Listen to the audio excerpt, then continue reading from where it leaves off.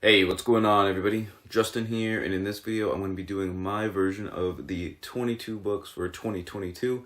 It's kind of makes the rounds every January, and it was requested in one of my community posts. So yeah, I definitely will start probably doing that more on YouTube and whatnot. But yeah, it just seems like each year it's going to start to get a little bit more and more not feasible. I barely hit, a 5-book TBR for a month, let alone 22 books. I mean, granted, you have the whole year, but probably should get started with the video. Otherwise, this video is going to end up being like an hour long dealing with 22 books. But let me know down in the comments below if you find any of the ones that I mentioned interesting. Maybe we could do buddy read, something like that. And also let me know if you want to see a 22 books for 2022 sort of recommendations of 22 books for you guys that you'd like to see. Books I've already read that I think other people should read in 2022. But let's just go ahead and get started. I got 11 nature books and 11 history books. I thought, so just divide it right in half and let's just go ahead and get started. And I got a chair next to me, so hopefully I don't end up knocking them all over as I get it going along. But first up, we're going to start with the nature books. Jennifer Ackerman's Birds by the Shore. I read her, The Genius of Birds, a long time ago. Really enjoyed it. She's got The Bird Way, which has been super popular, and I have that one I think on audiobook, but I haven't gotten around to listening to it. But I picked up Birds by the Shore, I think last month. Just looks like a really cool book, especially for me, because I think it's all about Atlantic coast shorebirds or New England coast shorebirds, things like that. Just think it'll be really fun. I live in Maine. I go down east on vacation, at least once a year and everything. So I think it might be kind of a cool book for me to go ahead and read. Next up is probably the one I'm most looking forward to, and it's The Sound of the Sea, Seashells and the Fate of the Oceans by Cynthia Barnett. And this is just a stunning, I don't know, I just love the look of this book, on the shelf and everything. I just think it looks amazing. And this is all about, seashells and whatnot. Like I said, I go to the main beaches, I guess, every year. I grew up by Daytona Beach in Florida, so I really like the whole beach, the beach concept. Is that a thing? But I thought it'd be kind of an interesting lens to look at kind of oceanography or oceanology or whatever. The study of the oceans through the lens of, seashells and, the shells cut from sea creatures and whatnot, and, what that tells us about how the ocean is doing. Alright, next up, I did pick a couple books after this one that kind of go together as a theme, because I was like, what am I going to pick for 11 books? I got a series of 5 and a series of 3 and stuff. But this one is an autograph book that I picked up myself earlier this month in January, and it's Jackie Higgins' Sentient, What Animals Reveal About Our Senses. And this is all about, I guess, different perceptions and different kind of modes of consciousness and things in the animal kingdom, which I thought was kind of pretty cool. There's actually several books, for example, Peter Godfrey Smith has his book kind of on octopus consciousnesses, kind of a Cy Montgomery Soul of an Octopus, but he also has Metazoa, which is sort of how consciousness developed in the animal kingdom and things. So I thought that was kind of cool, and this is sort of tying into that, but I think it's going to be more about what we can learn from their kind of different ways of perceiving the world. Alright, next up, I got 3 books, maybe.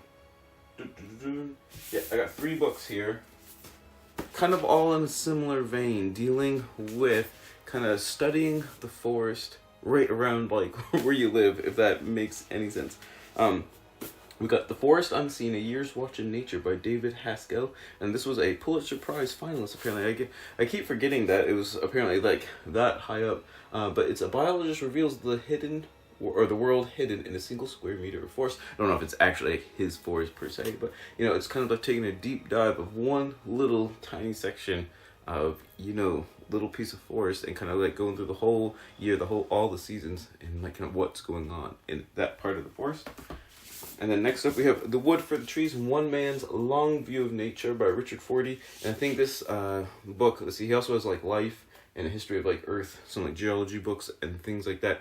I want to say he bought a parcel of land nearby where he lives in England or whatever, and it's kind of a study of just kind of what he's been doing to it and sort of how it's been changing and trying to kind of, I think, let it sort of be reclaimed by the natural world and kind of like not leaving it alone for the most part. And then from my favorite, probably my favorite nature author in general, Baron Heinrich, The Trees and My Forest, and a lot of his writings dealing with like ravens or kind of winter survival skills and stuff of different animals. He actually does a lot of his experiments and case studies and anecdotes come from his basically Maine cabin in Western Maine. So I think it's kind of cool, just because I kind of like live in the middle of the sticks in Maine too.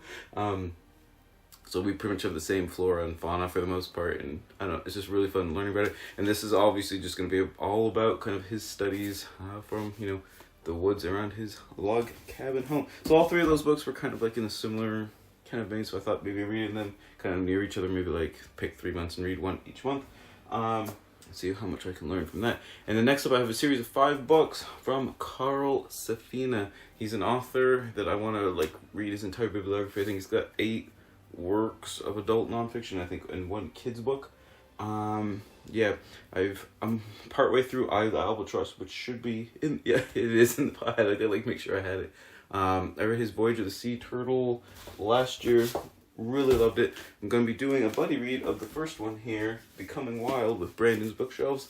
And this is all about kind of how animals have culture and they can have, maybe not society, might not be the best word, but these teach and learn from each other and whatnot, especially, from adults to children and whatnot.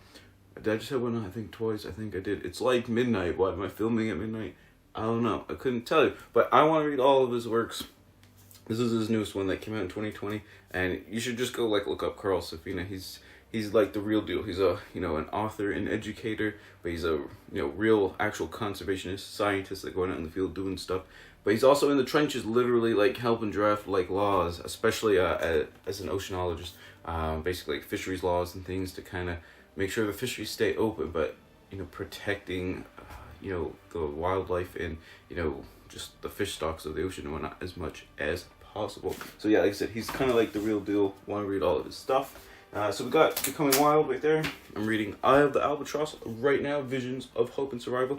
And the albatross is sort of is kind of like the thread that ties a bunch of different ocean themes together, specifically in the Pacific Ocean.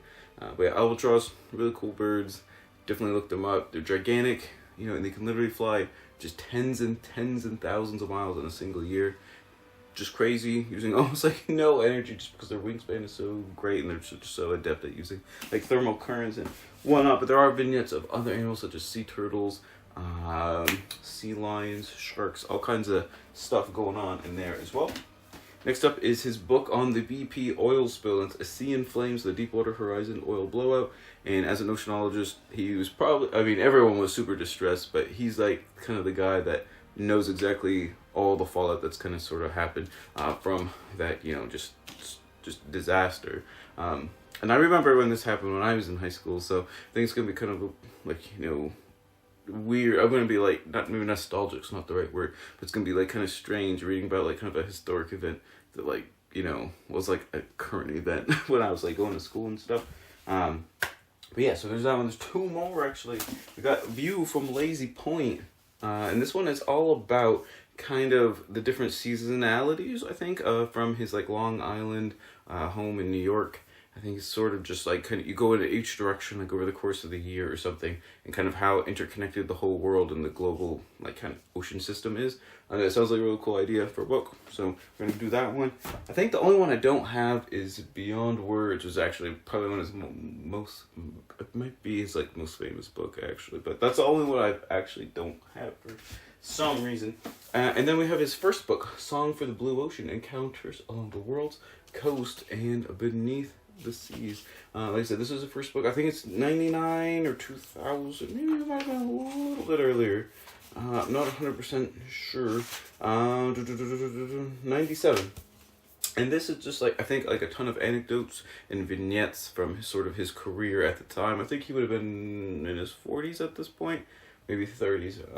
Kind of all the different anecdotes and vignettes and things from his studies and just travels and, research into different parts of the ocean and stuff, and kind of collating them all into one sort of big, just sort of like, I want to say like love letter narration type thing. So it sounds really cool. It was highly acclaimed when it came out, and that was his first book. Actually, pretty much all his books have been highly acclaimed by different, like, scientific and research sources and things. Yeah, I think I have Albatross, I think, won the John Burroughs Medal, which is like one of the highest, nature writing awards you can get. So there you have it. Those were the 11 nature books. So let's go on to the history ones. I almost said the science ones, but first up, I had barely read anything World War One recently, and I don't know why.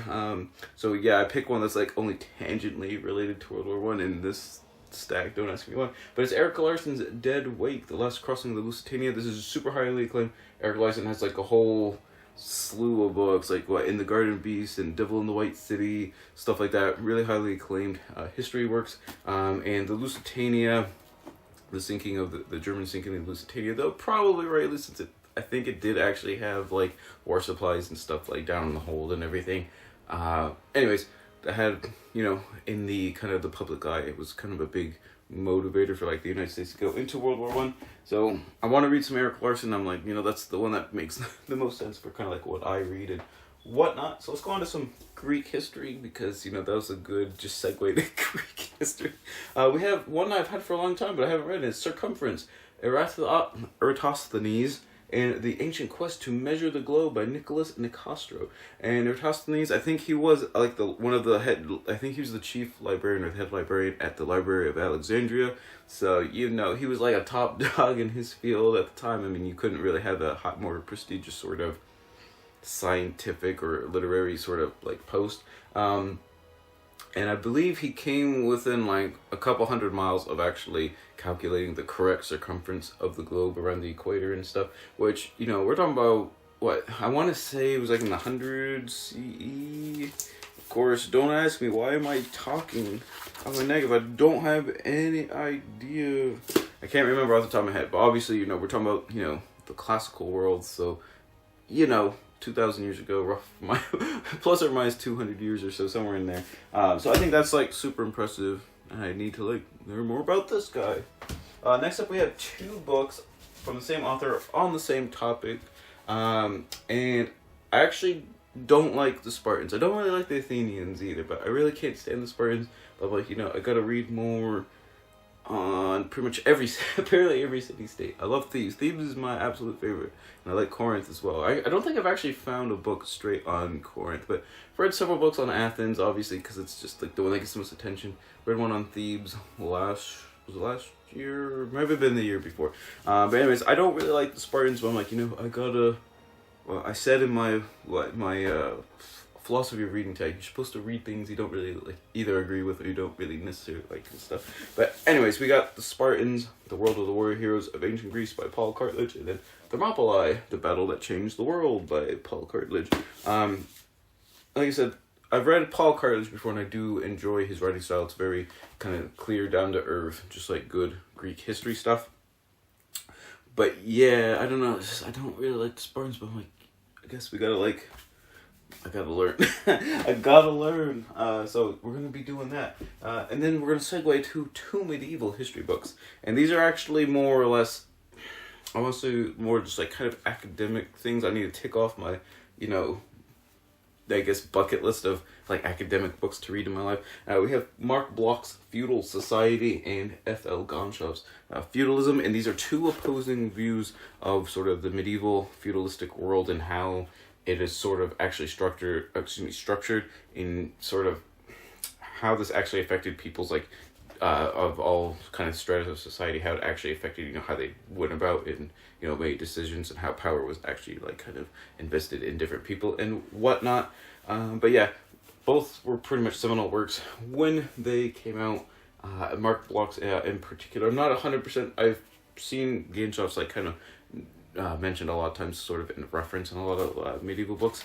So I figured, this is the time for me to sort of read them at some point and, figure out what they're actually all about. So I'm not going to even lie. I couldn't even tell. I know they're like supposed to be opposed, but I don't actually know which one was the one that sort of like kind of like won out and whatever.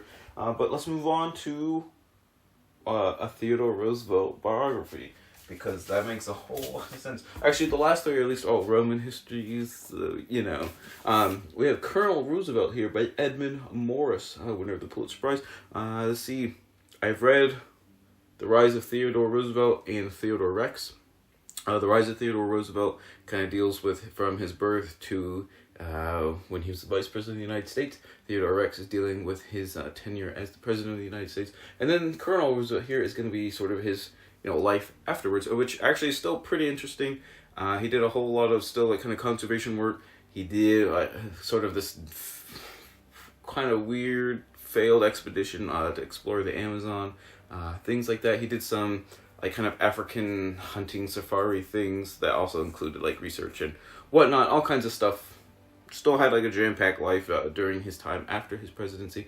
Edmund Morris is like the real deal. This trilogy of biographies, like covering the entire, you know, like life of Theodore Roosevelt, is just tremendous, and that's, you know, why it's the winner of the Pulitzer Prize. Actually, I don't know. I don't think it's necessary for this book. I think it's The Rise of Theodore Roosevelt, the first book in the trilogy that he won the prize for. But still, you get the idea. It's really good. Highly recommended if you're interested in that era of history around the turn of the century. You know, the was it the Gilded Age of America, or if you like Theodore Roosevelt, like learning about him, like I do.